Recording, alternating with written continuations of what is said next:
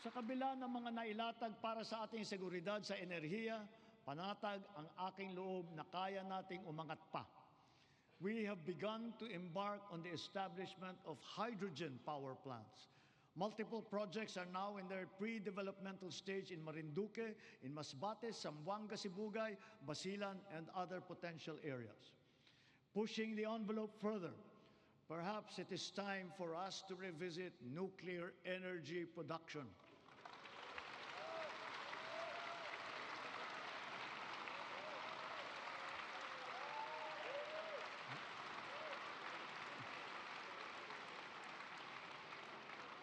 After all, we are already using nuclear energy in the fields of medicine, in agriculture, water filtration, and the upcycling of plastic. We are confident in its capacity to reinforce our energy security and to bring down the cost of electricity in our country. Titiyakin